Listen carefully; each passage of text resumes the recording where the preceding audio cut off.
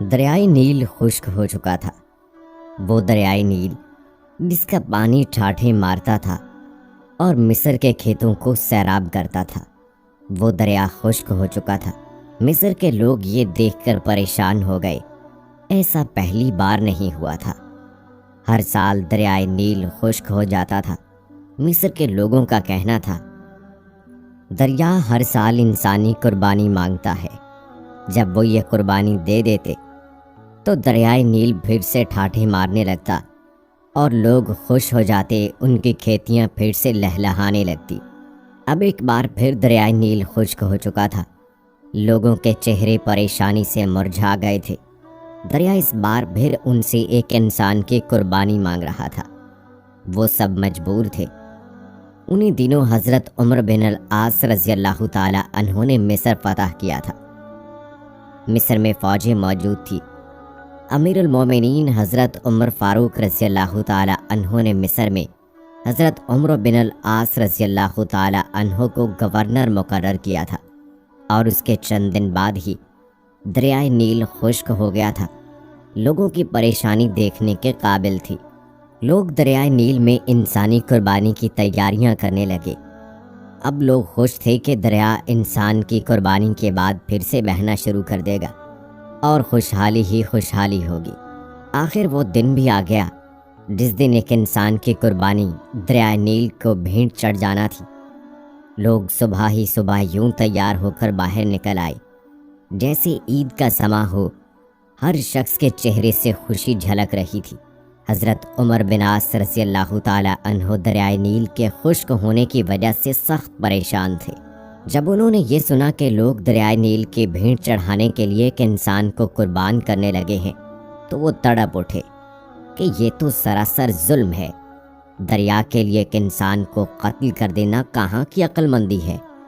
حضرت عمر بن عاص رضی اللہ تعالی عنہ اپنے چند آدمیوں کے ساتھ دریائے نیل کی طرف چل پڑے۔ وہ اس قربانی کو ہر حال میں رکوانا چاہتے تھے۔ جب وہ دریائے نیل کے پاس پہنچے تو انہوں نے وہاں عجیب سماں دیکھا۔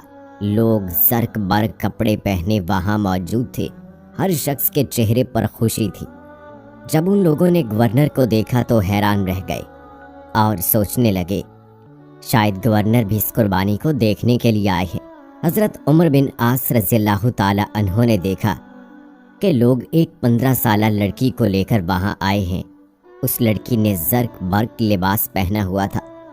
وہ زیورات سے لدی پھندی تھی۔ لڑکی خوف سے کانپ رہی تھی۔ اس کا چہرہ ہلدی کی طرح زرد ہو رہا تھا۔ لڑکی لڑکھڑاتے قدموں سے آگے بڑھ رہی تھی۔ وہ لرزتی کانپتی ہوئی لوگوں کے ہمراہ دریا کے کنارے پر پہنچ کر رک گئی۔ اس نے مڑ کر اپنے بوڑھے باپ کی طرف دیکھا۔ باپ کی آنکھوں میں آنسو تھے۔ وہ مجبور تھا۔ لوگ اس کی بیٹی کو گھسیٹ کر موت کے منہ میں دھکیل رہے تھے۔ وہ کچھ نہیں کر سکتا تھا۔ اپنی بوڑھی آنکھوں سے بیٹی کو موت کے منہ میں جاتے ہوئے دیکھ رہا تھا۔ لڑکی کی ماں تو غم سے نڈھال ہوئی جا رہی تھی۔ لڑکی ہاتھ چھڑا کر اپنے باپ کی طرف دوڑی۔ لوگ اس کے پیچھے بھاگ کھڑے ہوئے اور لڑکی کو لے کر پھر دریا کے کنارے پر لے آئے۔ لڑکی رو کر لوگوں سے التجا کرنے لگی، مجھے چھوڑ دو، میں مرنا نہیں چاہتی۔ لوگوں نے اسے مضبوطی سے پکڑ لیا۔ اب حضرت عمر بن عاص رضی اللہ تعالی عنہ کے صبر کا پیمانہ لبریز ہو چکا تھا۔ وہ جلدی سے آگے بڑھے اور لڑکی کو ان لوگوں کی قید سے چھڑاتے ہوئے بولے، یہ سب کیا ہے؟ تم اس لڑکی کو کیوں ہلاک کرنا چاہتے ہو؟ لوگ گورنر کی بات سن کر پریشان ہو گئے۔ لڑکی بھاگ کر اپنے باپ کے پاس چلی گئی۔ لڑکی کی ماں نے آگے بڑھ کر اسے اپنے ساتھ لپٹا لیا۔ لڑکیاں سسکیاں لے لے کر رو رہی تھی اور ماں اسے چپ کرانے کی کوشش کرتے ہوئے خود بھی رو رہی تھی۔ لوگوں نے کہا، اے امیر، دریائے نیل خشک ہو چکا ہے۔ وہ ہر سال ایک انسان کی قربانی مانگتا ہے۔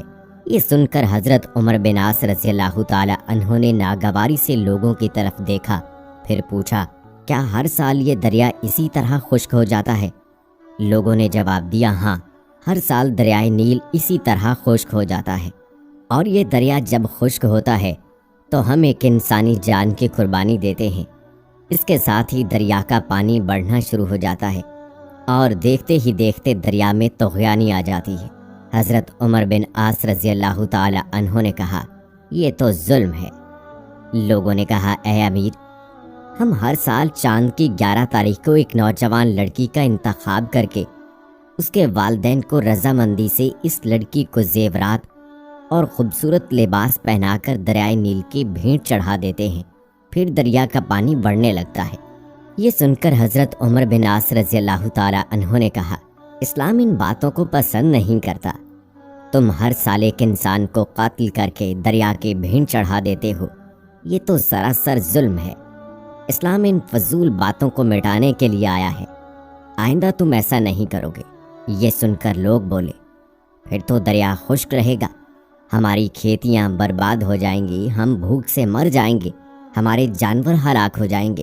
حضرت عمر بن عاص رضی اللہ تعالی عنہ نے کہا، تم پریشان نہ ہو، ایسا کچھ نہیں ہوگا۔ حضرت عمر بن عاص رضی اللہ تعالی عنہ نے انہیں یہ رسم ادا کرنے کی اجازت نہ دی۔ اب لوگ بڑے پریشان ہوئے کہ اگر ایسا نہ کیا گیا تو ہر طرف خشک سالی ہو جائے گی اور ہم سب بھوک سے مر جائیں گے۔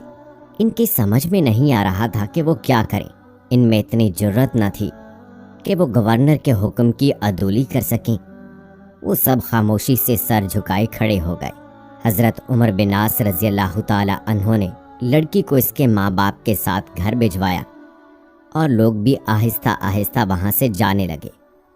چند دنوں تک دریائے نیل بالکل خشک ہو گیا، اس میں ایک بوند بھی پانی نہ آیا۔ لوگ بوکھلا گئے، ان کی کھیتی باڑی دریائے نیل کے پانی سے قائم تھی۔ اب تو دریا خشک ہو چکا تھا، زمین بنجر ہو گئی، لوگ واقعوں سے مرنے لگے، جانور چارہ نہ ہونے کی وجہ سے تڑپ تڑپ کر جانے دے رہے تھے۔ یہ دیکھ کر لوگوں نے مصر سے نکل کر دوسرے علاقوں کا رخ کیا، ہر طرف ویرانی ہی ویرانی تھی۔ حضرت عمر بن عاص رضی اللہ تعالی عنہ نے جب دیکھا تو وہ بھی پریشان ہو گئے۔